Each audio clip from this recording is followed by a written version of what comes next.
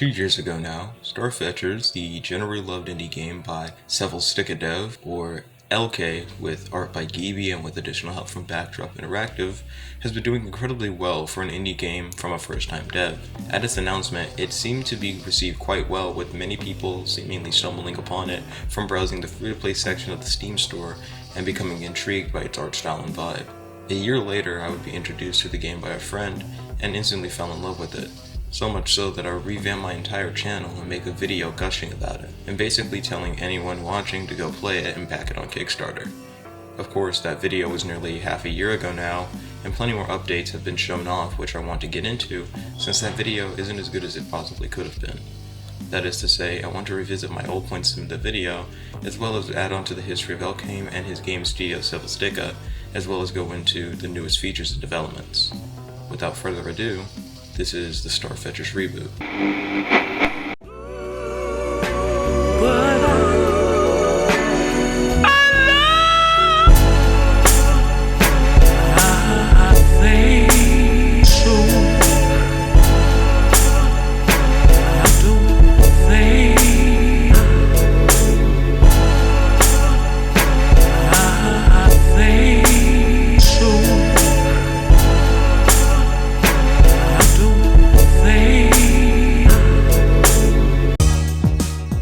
Let's start with the history of the main developer LK, starting off with the first game of his that I could find, which happens to be Sweet Fukushu, a game that looks very similar to Starfetchers, perhaps as a prototype of sorts of the gameplay features that we would see later on.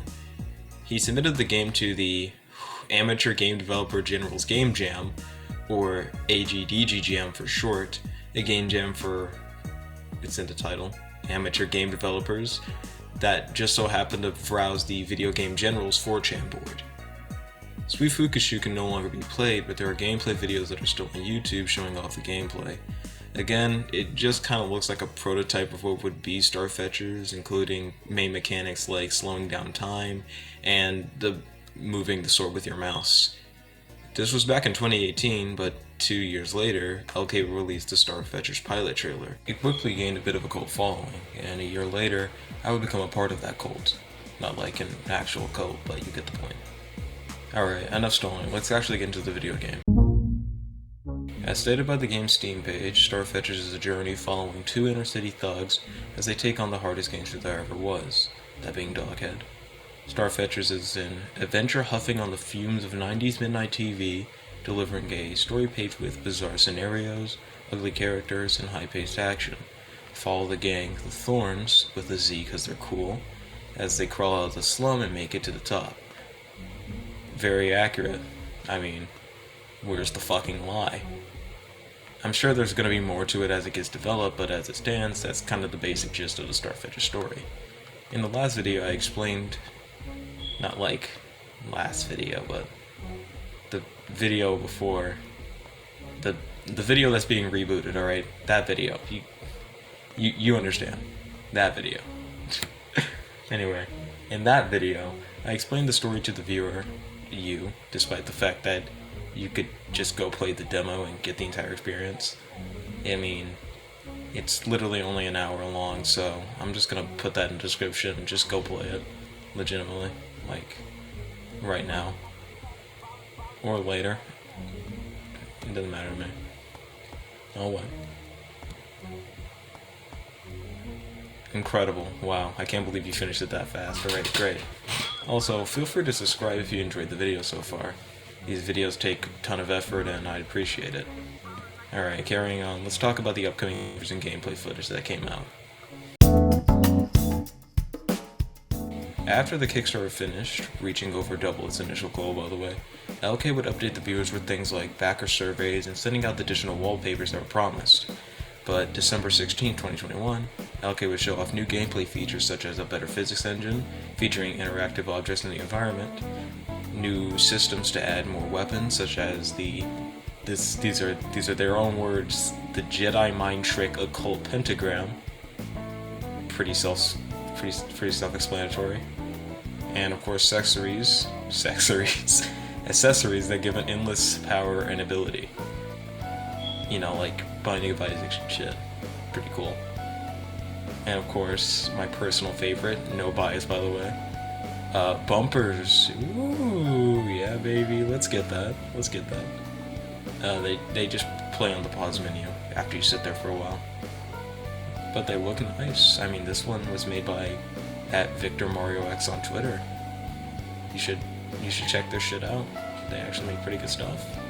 The next update would be posted onto the Kickstarter update section of January 31st, 2022, titled The Year of Starfetchers. Now we're about to get into game theory territory here because, while not entirely confirmed, this does hit a bit at a 2022 release date. So if you're hoping that this game was released soon, well, it's probably going to be released this year. Anyway, the updates include throwing weapons as secondaries, something I was hoping for in my previous video, the one that's being rebooted, not literally the previous video. Adding sounds to the level environments, which, yep, welcome addition, and adds a lot to the vibe and immersion. And of course, showing off Sinyadi's apartment and father, and that was it, like, for a pretty long while. There were some updates on his Twitter, such as a phone that lets you take pictures and call up others as a bit of a main menu sort of thing, and an in-game shop to sell you that. But yeah, there weren't really many big updates to sink your teeth into until, like, quite literally at the time of making this script, March 25th, 2022, the LK YouTube channel released the first of presumably many Starfetchers devlogs, where he would go to show off new stuff in a stylized fashion. I must mention this because this video goes hard as fuck, alright? I had to screenshot. Seriously. I know I'm linking a lot of shit because, I don't know, I just like to give credit to those who make shit. But this video is well worth the time. It's incredibly well made. Just watch that after this. Or click off right now and watch it right now. I'll wait, I understand. Anyways, the features that were shown off was the super sexy new backflip, which I can't even lie, it just looks so much better than the original backflip. Like, yeah, definitely a needed change. Guns, which felt needed in my opinion.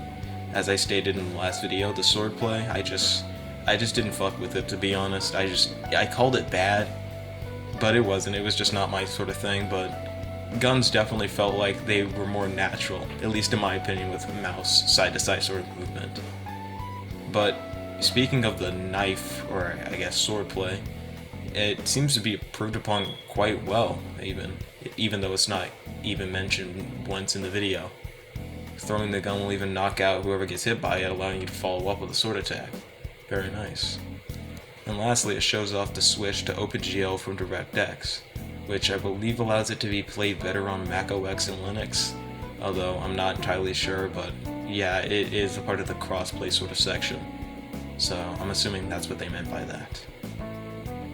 And then rounding off the video with new gameplay and fan art. I'm going to show some of the gameplay here, but I definitely want you to just watch the rest of the video, or the original video that is, to see all of it if you really want to. And of course to see the fan art that the people made. It's quite good.